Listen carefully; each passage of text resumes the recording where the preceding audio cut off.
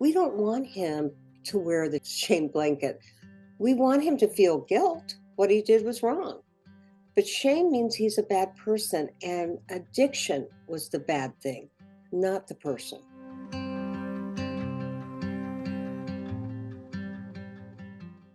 Hey man, today we are talking about how to help her heal through the power of empathy, practicing relational skills, building your muscles, and not going into shame while you are relating to your partner. If you are married, this is going to be incredibly helpful for you. If you're not married, this can be an important episode for you for the future, or just for being able to understand what your brothers who are married are going through as we learn how to help our partners heal. Carol Sheets is supremely qualified to help us with this conversation, and I think you guys are going to love what she shares. There is probably no one better who has done more work and who has created more quality resources for husbands to help our wives who have suffered the consequences of our actions and be able to repair a relationship. Enjoy the episode. Welcome to Husband Material. Today we are with Carol Juergensen Sheets, psychotherapist and coach, author of Help Her Heal, an empathy workbook for sex addicts to help their partners heal. And she's also the founder of ERCEM, which stands for Recovery Couples Empathy Model. It takes Help Her Heal and my book, Help Them Heal, and it merges how do couples deal with the need for more empathy in their relationship. Absolutely. So that's what we're going to talk about today. And that's the subject of our session at the upcoming Porn Free Man Conference. Carol, thanks for being with us. Oh, I am so excited. I have admired your work for so long, and I love the husband material thing. I believe that men need that inspiration and also that role modeling. So I'm all about the show. I'm all about the work you're doing, and I can't wait for the conference. It's going to be awesome. Yeah. We're going to be focused on how you can help your partner, wife, girlfriend, or future partner heal. Carol, what is the number one thing that partners need?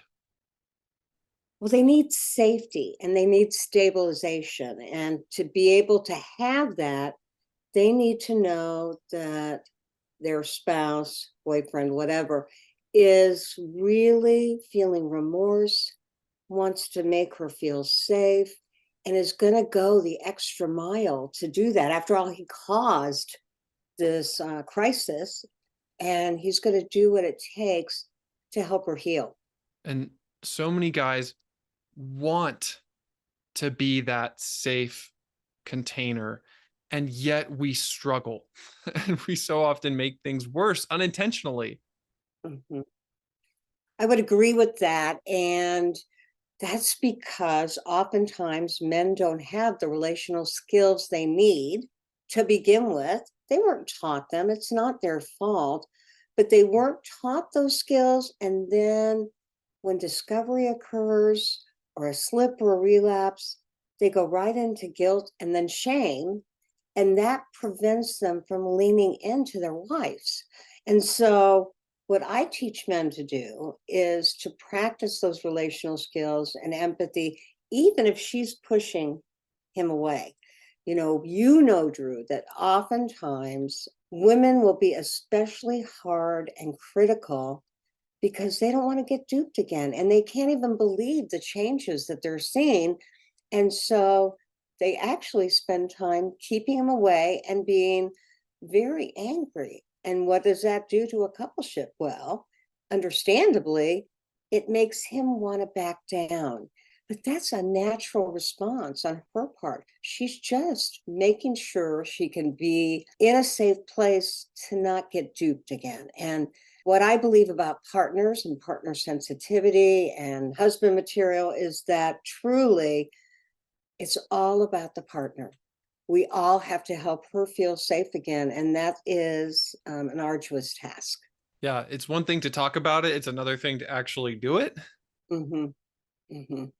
And you really highlight the power of empathy. Can you give some examples? Well, one of my empathy skills is AVR. And that is where he is to acknowledge the challenge and the struggle that he caused, validate the pain and the primary feeling, and then reassure her of his intention, of the work he's doing, of the forward movement. Well, men get really tongue-tied, and so they might read the script, they might get it wrong, they might stammer and stutter, and that was off-putting to the wife who said, "You're supposed to be making me feel better and you can't even do this?" Well, the truth is, they need to have lots and lots of practice. And the beautiful thing about what we're doing, I know you do it in husband material, is we have the men practice with each other. Yep. And we have men who portray the partner. And I don't care what man is portraying the partner, he gets it right every single time because he's heard it, he's seen it, and he's one removed from having to be on the hot seat and doing it. So he can really project a partner that's in pain, that, is in crisis mode, and who is suffering deeply. And so the empathy that goes wrong is usually because there has been some criticism and he gives up, or he's not doing it perfectly and he gives up. And I always say two things, both about AVR and about empathy. I say, with empathy, then let's break it down into something you can do. Don't worry about the V and the R, but just acknowledge that you caused her pain, that you're the reason for the season, and that you haven't forgotten that no matter what. And when a man can convey that over and over and over again, it brings down her reactivity and her fears. And then her defenses go down, and then they can connect. Yeah. But her main goal is to keep herself safe after she finds out that she didn't know who she was living with. She didn't know he had a past. She can't believe in the future. And she really doesn't know if they'll ever recoup from this horrible, horrible situation. So that's when empathy goes bad, is when he quits, when he gets tongue-tied, when he doesn't say, "Please let me have a do-over. I want to try it again." But men are, I find, in this field, pioneers. We're all pioneers. And they're getting it right and they're helping each other. And that's the beautiful thing. And empathy is about four things. Empathy is about perspective taking and being able to take her perspective 24/7. And it's about doing it in a non-judgmental way. So if she freaks out and she's yelling or she's crying hysterically or she's hating him for the moment, he doesn't sit there and think, "This is never going to work. She's crazy. I did so much damage. She's not going to get healthy." And he becomes very judgmental and defensive. And we have to help him not do that, because that will indirectly tell her that he can't be the man she wants him to be. And the truth is, partners do want their husbands to be the men that they want them to be, and they do want to be together. And I see that over and over and over again. Very few get divorced. It is something I often hear Hmm. when guys will say, "Oh, there's no hope. I think it's over." But the reality is the fight that they just had is proof that their partner still cares and is still here, still showing up. And yet we so easily go to shame. Hmm. How can we stop being defensive and really take ownership of the harm we've caused without going to shame? Well, that's a twofold answer. The first thing is to say to yourself, as an addict in recovery, my job is to hold her pain. And so I might need to create a force field around me. I might need plexiglass in my own mind so I can see and hear, but I won't take it on and in. Like Teflon? Yes, exactly, the Teflon, which I've been using for years and years and years. Imagine spraying yourself with Teflon so that you hear what she says, but you let it roll off, because if he goes into shame, he makes it all about him. Yeah. And then that, of course, really interferes with what he was trying to accomplish. So I said it's twofold because he has to hold her pain, or as you put it beautifully, right out of my book, contain the pain. Yeah. And then the other thing he has to do is to know that, this partner betrayal is not something that'll get immediately better. And as a matter of fact, that traumatized brain takes anywhere from 9 to 18 months to begin to heal. And that's if he's working with her. If he's getting really defensive, if he's slipping, if he's relapsing, it sets her right back to ground zero. And so he has to know the timeline of what it takes for a partner to get better. And that timeline is it takes 9 months to a year and a half to begin to feel safe again. And that's if he's doing good work. Right. And then it takes another 12 to 16 months for the partner to do the anger work and to feel the grief and to mourn the loss of what she thought she had, what she fears she'll never have again, and what maybe she has even in the moment. And that's a natural byproduct of betrayal. And so it's normal, it's natural. And I actually, in my Help Them Heal, talk about how can he help her to do that grief work, to be there, to be a witness, to hold it. And then they can get over to post-traumatic growth, which you and I both know couples can get over there. That may be a 3 to 5 year process. Yeah. However, the other thing about shame is that he has to practice additional mind stories. He has to say to himself, you know, she's yelling right now, but that's not about me. That's about my past. Or I am really working on being the best person I can be. Or I'm not going to give this addiction the power to take me back down again because I'm feeling defensive right now because she doesn't trust me. This is natural, normal, and necessary. And if I contain her pain and sit with her and help process it with her, it will move us forward faster. And then, if he can help, it restores his self esteem. Mhm. And that increases the vulnerability, but decreases the shame. And that's what we're always looking to do. We don't want him to wear the shame blanket. We want him to feel guilt. What he did was wrong. But shame means he's a bad person. And addiction was the bad thing, not the person. Amen. His addiction did not mean she wasn't good enough. She's good enough. They may have had some marital problems. They may have had some sexual problems. They may have had some problems around kids and finances, but that's not why he was an addict. He was an addict and became an addict way before he even met her. More than likely, childhood, at least adolescence. And so I wanted her to know that, and I wanted her to know it right up front. Back in 2007, there wasn't one podcast about partner betrayal, not one. And now we know there are so many incredible podcasts for partners to get supported. The second thing I wanted her to know is that I was not a threat with her husband. Women who've been betrayed by sex workers and affair partners and provocative web chats, they start not trusting anybody that they don't know, and even some of the people they do know. And I wanted them to know that I really cared about them, I cared about him, and I cared about them together. I want them to know they can get better.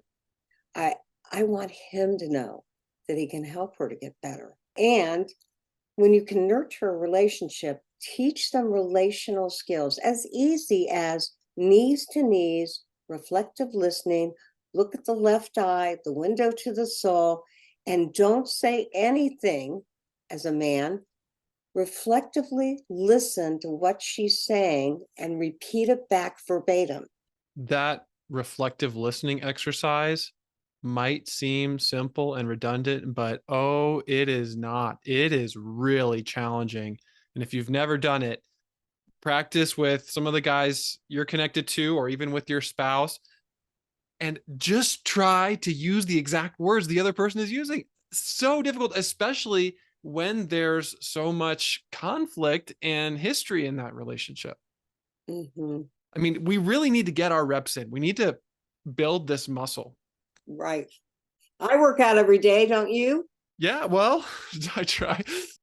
We need to develop our emotional and relational skills. And one of my favorite exercises of yours is making a list of how have I wounded my spouse?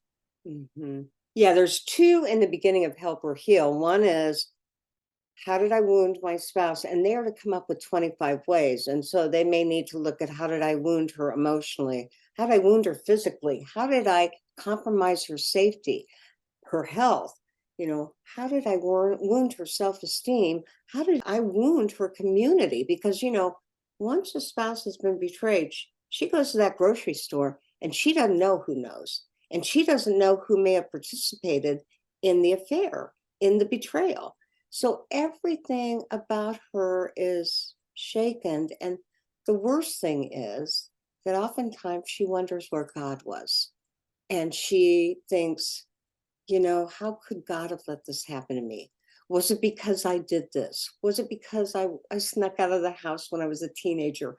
Was it because I was promiscuous, in college? What was it that caused this? And, that is a lot of self reflection that goes nowhere but keeps her in shame. And so the woundedness exercise shows her that he has thought through the many ways that he's done that. And then in Help Them Heal, because that's an exercise for him to practice and read to his therapist, read to her, read to his group. But then I actually have them come in together and write down how she was wounded. And we play the match game. We see how many of the answers were the same and what answers did he or she have that the other person hadn't thought about. And it's really enlightening when she sees that oftentimes his answers are even better than hers. Then she walks away and goes, he gets me. I had no idea he gets me so intensely. And that's the same thing for the willingness exercise. I asked him to write out 25 things he is willing to do to repair the relationship. That'll be frequent check-ins. That is a big thing. That's the number one thing partners want, are check-ins on a regular basis initiated by him. But it may also be, he'll go pick up the kids. He'll suggest she go get a massage. He'll wash the dishes. He'll pet the dog. I mean, there are all sorts of things that men may not have done prior to, that if they take an interest in, it really rebuilds and repairs the relationship.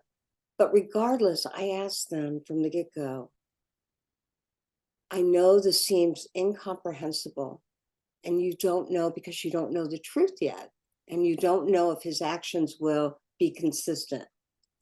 But what is your intention for this work? And what is your intention for the marriage?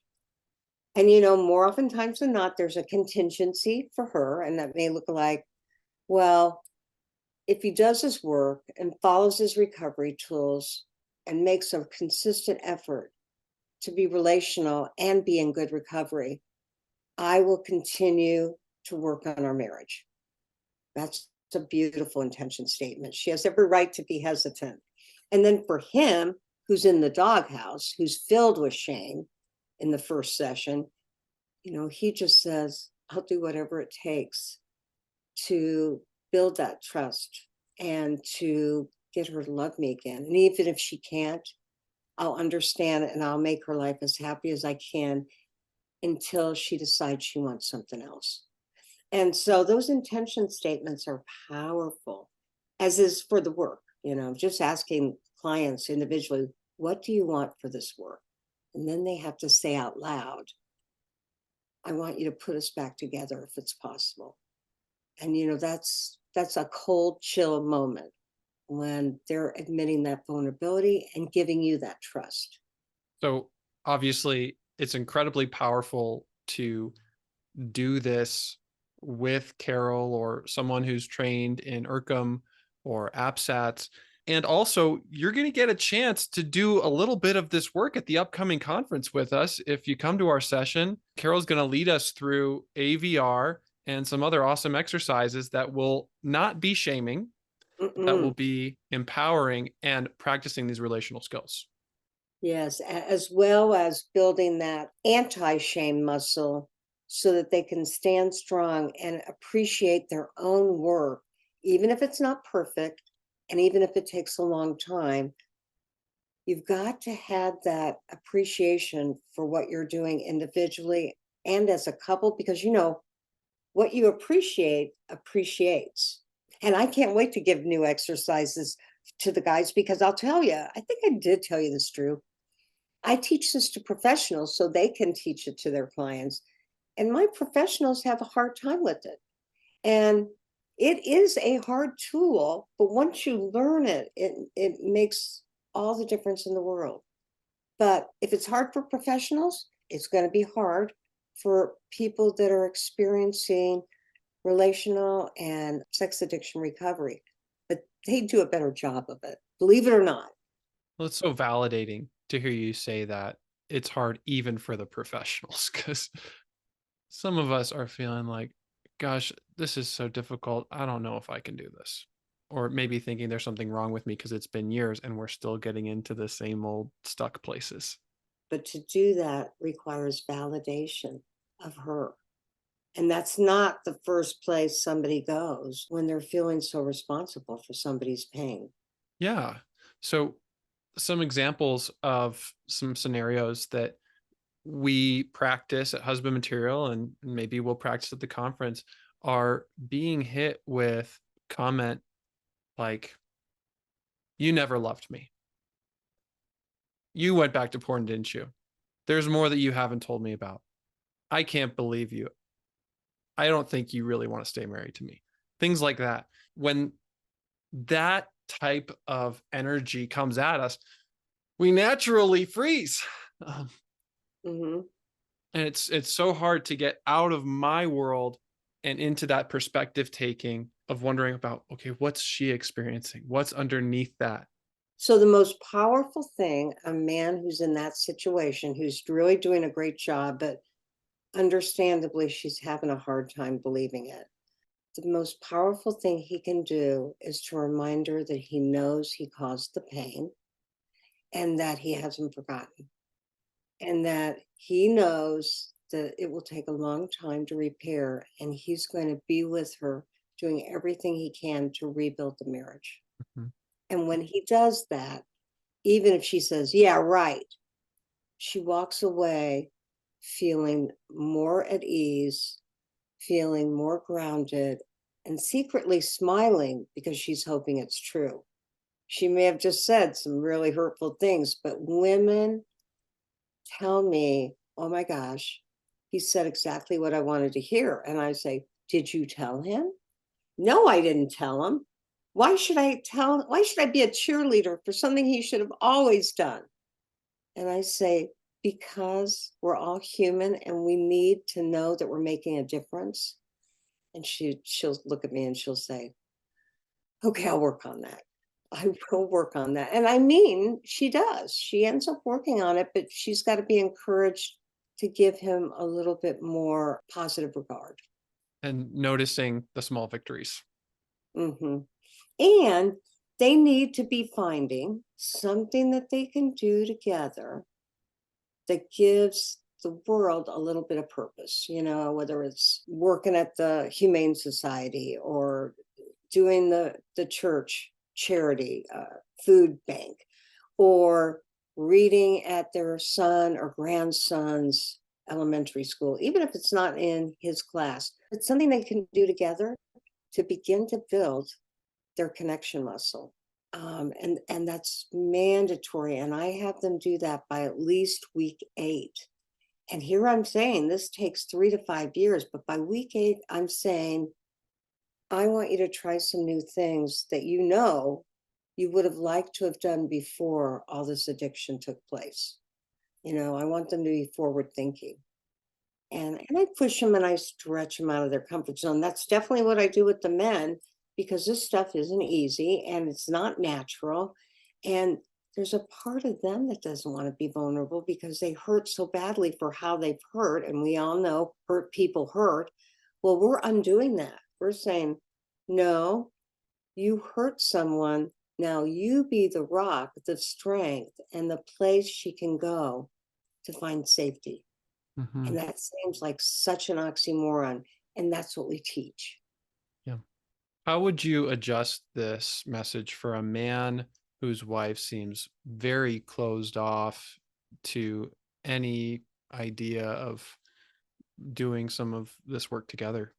I have forever believed that one person can do the work while the other person's shut down, while the other person is too angry.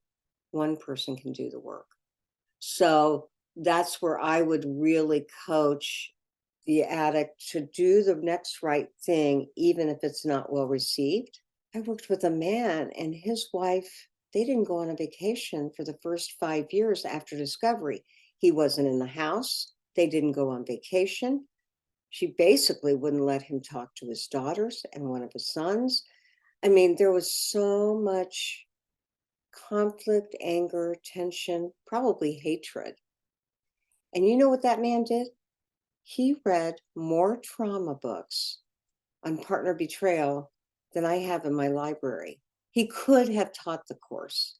He actually did a book study in his 12-step group on partner betrayal books so that he could educate other people, and did a video for me on how it's okay not to have sex. It's okay not to have sex for, I think they're going on 8 years now. But they are doing vacations. She has let him move back in. I mean, progress is slow, but he hung in there. And you know what he said to me? He said, I did this to her for 42 years. And if I have to have no sex, and if I have to endure anger, sadness, and her loss, I'll do it because I caused it. And I'm going to stick in the game because I love her and I want this to work. What stamina, right? What emotional stamina. Beautiful Mhm, and brave and strong and inspiring. mhm. And empathetic. Yeah, empathetic. And also, just what a great example of holding on to desire while also releasing the outcome. Mhm, mhm. Absolutely. And they did have a big family, and he did want to rebuild that. And he knew that she'd have to have more trust in him before that could happen. Now, I started to tell you that empathy is about perspective taking, and he was a master at taking her perspective and saying, she's traumatized and it's going to take a long time, and I'll do whatever it takes. And he did that non-judgmentally. So he didn't look at her and say she was crazy or say she was damaged goods or say she would never heal. He continued to have faith. He was a very spiritual man. And then in Help Her Heal, chapter 2, we go right into feelings because men aren't encouraged to feel their feelings or even recognize them. And so part of good empathy is recognizing her emotionality and then linking it to emotion. And of course, I keep it to the 5 because I say it's just so much easier to put everything under the umbrella of anger, sadness, loneliness, fear, and happiness. When I used to do that with teenagers, there's only 5 feelings. Everything falls under them. And they're like, well, why is there only one good feeling? Why are all 4 of them bad? And then you got happiness. And that's when I would say, you know what? They're not all bad.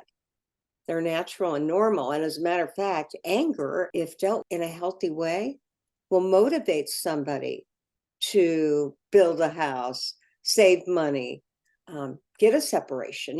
Some of our couples do need therapeutic formal separations. They do. Her brain needs to calm down. But most of the couples I work with, they want to stay in the same home. Maybe they'll be in the basement and the second floor, but they want to be part of that household. And empathy is the glue that can provide them the safety to take the little steps. I'm a baby step girl. Give me baby steps. Drew, one of the questions I ask couples is, hey, how would you rate the quality of your relationship today? And so I'm going to ask you, Drew, how would you rate the quality of your relationship today? It's going to change every day, but today, 7. a 7. Okay. What would it take to make it an 8? That's such a good question. What would it take to make it an 8? I think if I had written a kind note of appreciation to my wife that she could wake up to or find during the day, that would definitely take it to an 8. Wow. And that would be something very small, right? We've reduced it down to a chunkable goal by doing something very little. Somebody else might say, if I vacuum the living room before I leave for work, if I tell her I want to do a knees to knees when I get home, if I tell her that I want to share a fear that I have about myself, whenever a man is vulnerable around the person he loves, there's a very good chance that she'll be eager to hear what in the world that could be, because men do such a good job of really hiding themselves and their feelings and their pain and their hurt. Boy, if he does everything he's supposed to and help her heal, and that's broken down into understanding her brain, looking at feelings, checking out what she may need, working with triggers, doing the empathy, understanding communication, followed by not going into shame. If you can do all those things and get good practice, then it's time for them to work more together and for her to be open to the changes he's been making. And unfortunately, most of the time, that does take a coach or a counselor. We're the ones that can sing his praises a little bit and say, did you see any of that? Did you notice that he was different than he was a year and a half ago? How's communication? Is he really listening to you now? And most of the time, they may roll their eyes, but they'll shake their head because they do notice.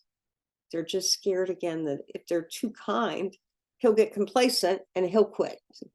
I say that won't happen. He needs to hear that. And there's also foreboding joy. Exactly. The fact that once it gets better, there's fear that that other shoe will drop. And just when she wasn't thinking, just when she was hoping it had changed, he'll go out on her again. He'll look at porn. Foreboding joy is horrible. The best example is Brene Brown when she says, when a mother looks at a kid who's a hellion and is very difficult, and he or she's sleeping in bed, and the mother goes, "Here, calm down. I like this. I love this. I love my child. This part is easy." And then she thinks, what's going to happen tomorrow? How long is it going to last? And when you have foreboding joy, you can't relax into what is. And especially working with partners, is keeping them in the moment and not as worried about the past, which of course hurt them terribly, and not fearing about the future. And when they can stay in that moment and give themselves a lot of self-care and constructive compassion, we get them to sit in the distress a little bit more and realize that it'll get better and better and better. But it's part of partner betrayal. And I want them to learn how to be able to cope despite what happened to them, because I know you work with men, but I work with both. And the one thing I don't want a partner to be is defined by partner betrayal. She is so much more than a betrayed partner. And I want her to get back to that place for herself. So great. Yeah. I love that we can play a role in that. Mm-hmm. Carol, what's your favorite thing about post-traumatic growth? Oh man, I love post-traumatic growth. I think Patrick Carnes said it best. He was on my podcast and he said, out of great suffering comes transformation. And out of transformation comes giving back. And that is post-traumatic growth. Little or big, it all matters. And Lord knows There's been a lot of suffering in this relationship, but there's been a lot of growth. And when those two things can occur simultaneously, and every religious, philosophical belief system has those three factors in it. They believe suffering, transformation, growth. I'm not going to discount what all of our great spiritual teachers said. I'm going to make it happen. I'm going to work on it. And of course, the truth is, I give them the space and they make it happen. Yeah. Mm-hmm. Thanks, Carol. Drew, it's been a pleasure, and can't wait to do some teaching and role playing and inspiring and empowering. That's what we're here for. Yeah. It's going to be awesome at the Porn Free Man Conference, January 5th and 6th.